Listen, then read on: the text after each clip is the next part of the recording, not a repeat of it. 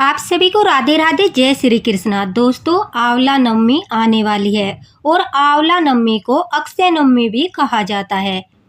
10 नवंबर को आंवला नवमी है और कहते हैं इस दिन आप अगर आंवला का दीप दान करते हो, आंवला से बने दीपक का दान करते हो, तो एक आंवला का दीपक 150 दीप दान के बराबर होता है।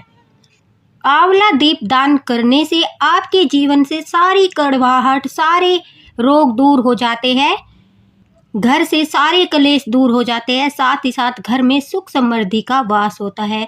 दोस्तों, कहते हैं कि भगवान श्री कृष्ण ने वृंदावन गोकुल की गलियां छोड़कर इस दिन मथुरा प्रस्थान किया था। संतान और पारिवारिक सुखों की प्राप्ति के लिए यह व्रत रखा जाता है। अगर आप व्रत भी नहीं रखते तो दोस्तों, आपको इस दिन आंवले के वृक्ष की पूजा करनी चाहिए। अगर आपके आसपास आंवले का वृक्ष नहीं है तो घर पर ही कच्चे आंवले लाकर उनसे दिए बनाकर कम से कम 5 दियों का तो दीपदान अवश्य ही करना चाहिए।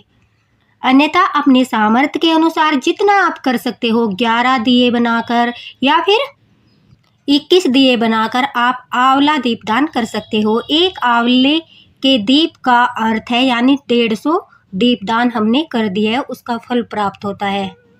आंवला नवमी के दिन से वृंदावन की परिक्रमा भी प्रारंभ होती है, क्योंकि यह व्रत जो होता है संतान और पारिवारिक सुखों के लिए, घर से कलेशों को दूर भगाने के लिए, घर में लक्ष्मी जी का वास करने के लिए किया जाता है। अगर पति पत्नी मिलकर यह व्रत करते हैं, आंवला दीपदान करते हैं, तो कहते हैं इसका 4 गुना फल मिलता है।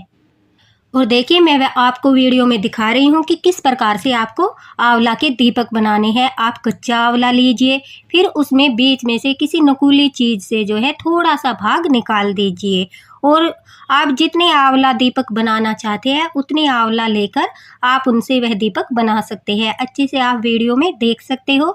दोस्तों, इसमें गोल बाती रखी जाती है, घी में भिगोकर गोल बाती रखी जाती है, लंबी बाती आप नहीं रख पाओगे।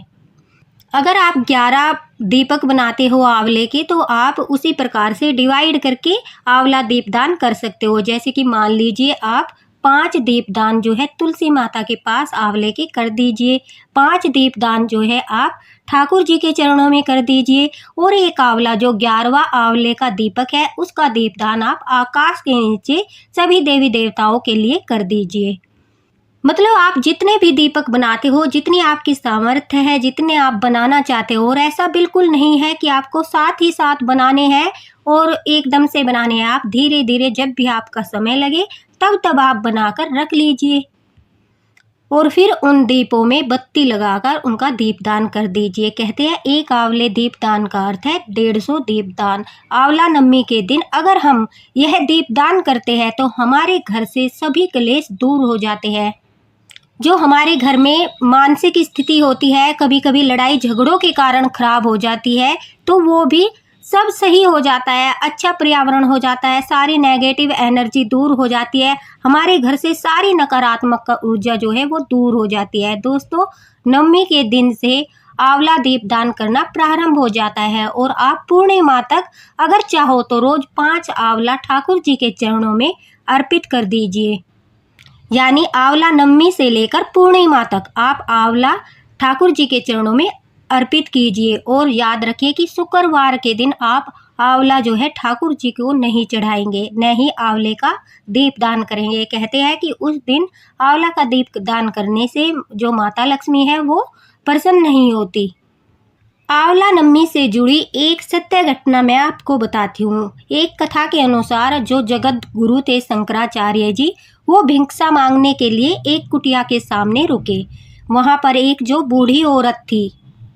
इस कथा को सुनने मात्र से ही आंवला नवमी के दीपदान का, आंवला नवमी का जो पुण्य है वो हमें प्राप्त होता है। तो इस कथा को उस दिन अवश्य सुनना चाहिए। यह एक बिल्कुल सच्ची घटना है। जो शंकराचार्य जी थे, वो बूढ़ी औरत जहाँ पर रहती थी, गरीब औरत जो दयनीय स्थिति में थी, उनके पास जाकर आवाज़ देकर उनसे बाहर आने को कहा और भिक्षा देने को कहा। अब जो वो बुढ़िया माई थी वो बाहर आई तो उनके हाथ में एक सूखा आंवला था।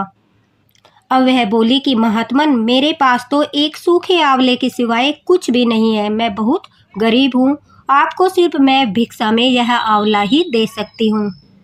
अब दोस्तों जो शंकराचार्य जी थे उनको उस मैया की स्थिति पर दया आ गई और उन्होंने उस समय उसकी मदद करने का प्रण लिया। उन्होंने अपनी आंखें बंद की और मंत्र रूपी 22 श्लोक बोले। ये जो 22 श्लोक है ये कनकधारा स्तोत्र के श्लोक थे। अब माँ लक्ष्मी ने अपने दिव्य दर्शन दिए। वो प्रसन्न होकर बोली कि शंकराचार्य, इस औरत ने अपने पूर्व जन्म में कोई भी वस्तु दान नहीं की। यह बहुत ही कंजूस थी और अगर मजबूरी वश इसे कभी किसी को कुछ देना भी पड़ जाता था तो यह बहुत बुरे मन से दान करती थी। इसलिए इस जन्म में यह इस हालत में है, अपने कर्मों का फल भोग रही है। इसलिए यह इस जन्म में इतनी दयनीय स्थिति में है कि इसके पास जरा सा भी धन नहीं है। अब शंकराचार्य जी थे, उन्होंने माता लक्ष्मी की बात सुनकर कहा, हे महालक्ष्मी, इसने अपने पूर्व जन्म में अवश्य ही दान धर्म नहीं किया होगा, लेकिन देखो इस जन्म में इसने पूरी श्रद्धा के साथ एक सूखा आंवला मुझे भेंट किया है जो इसके पास था। इस आंवले के अतिरिक्त इसके पास कुछ भी नहीं था, तो यही इसकी सबसे बड़ी पूंजी थी जो इसने मुझे भेंट में दी है। शंकराचार्य की बात सुनकर माता लक्ष्मी जो है वो प्रसन्न हो गई। वो आंवले को देखकर प्रसन्न हो गई और उन्होंने कहते हैं उसी समय उस गरीब मैया की कुटिया में सोने के आंवलों की वर्षा कर दी और वरदान दिया कि जो कोई भी भक्त, जो कोई भी मनुष्य पृथ्वी पर आंवला नवमी के दिन आंवला दीपदान करेगा, आंवला का भेंट करेगा, आंवला किसी को दान में देगा, आंवला ठाकुर जी के चरणों में चढ़ाएगा, उस पर माता लक्ष्मी प्रसन्न होगी। जिस प्रकार से बुढ़िया माई के घर में माता लक्ष्मी ने सोने के आंवलों की वर्षा की, उसी प्रकार से हर मनुष्य के घर में माता लक्ष्मी प्रसन्न होकर सोने के आंवलों से उसका घर भर देगी। अर्थात उसके घर में धन और सुख समृद्धि का वास होगा, कभी भी उसके घर में धन की कमी नहीं होगी। इसलिए कहते हैं कि आंवला नवमी के दिन अगर हम ठाकुर जी की सेवा करते हैं, अगर हम लड्डू गोपाल की सेवा करते हैं, तो हमें उनके चरणों में आंवला जरूर ही अर्पित करना चाहिए, आंवला का दीपदान करना चाहिए।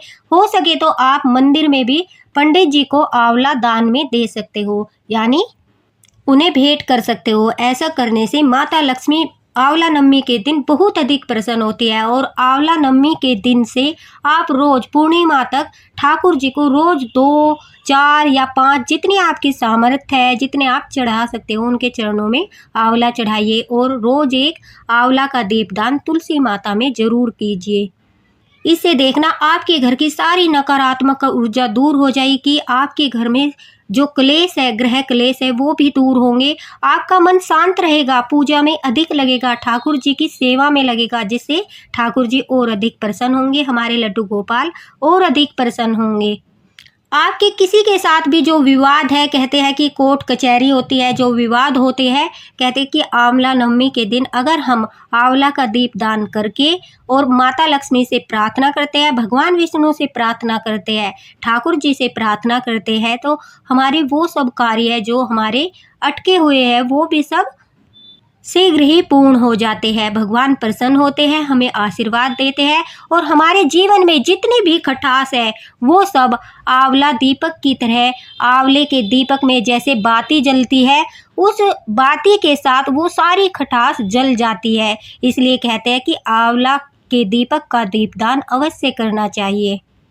एक भक्त ने अपना अनुभव भी शेयर किया है दोस्तों। वो कहती है कि वो आंवला नवमी से लेकर पूर्णिमा तक लड्डू गोपाल की भक्त है, लेकिन वो आंवला नवमी से लेकर और पूर्णिमा तक रोज लड्डू गोपाल के सामने आंवला चढ़ाती है, साथ ही साथ आंवला का दीपदान भी करती है और उसे ऐसा करते करते 5 वर्ष हो चुके हैं। वह कहती है कि इसका प्रभाव मुझे देखने को मिला।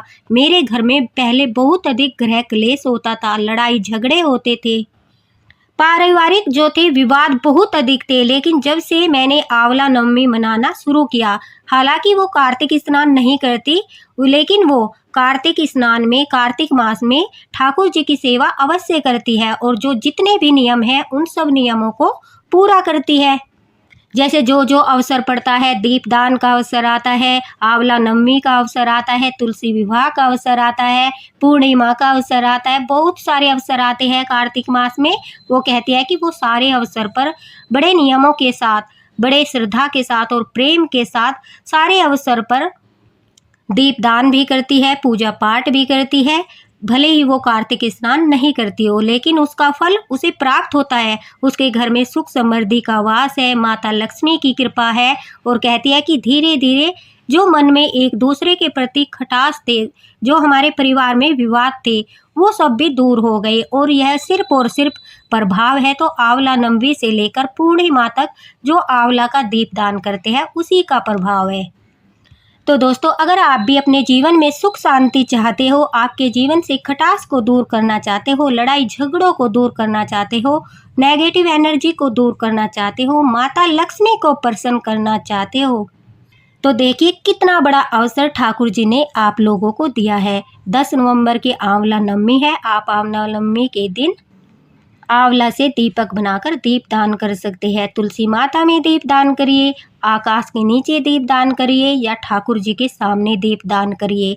आप उनके चरणों में भोग भी लगाइए आंवला का, और साथ ही साथ आप आंवला दान भी कर सकते हो। अगर आपके आसपास में आंवला का वृक्ष है तो यह बहुत ही अच्छी बात है। आप उसके नीचे जाकर दिया जलाइए और वहाँ पर पूरी श्रद्धा के साथ पूजा पाठ कीजिए, कथा सुनिए।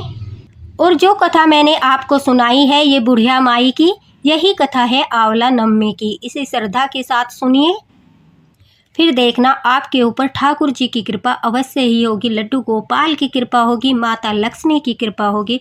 दोस्तों, आपने वीडियो में अच्छे से देख लिया होगा कि मैंने किस प्रकार से दीपक बनाए हैं। उसी प्रकार से आप बनाकर बड़ा ही आसान सा तरीका है, आंवला दीपदान कर सकते हो। इस वीडियो को दोस्तों ज़्यादा से ज़्यादा शेयर कर देना ताकि सभी भक्तों तक वीडियो पहुँचे और वो आंवला नवमी के दिन यह विशेष सेवा करके इसका फल प्राप्त कर सके।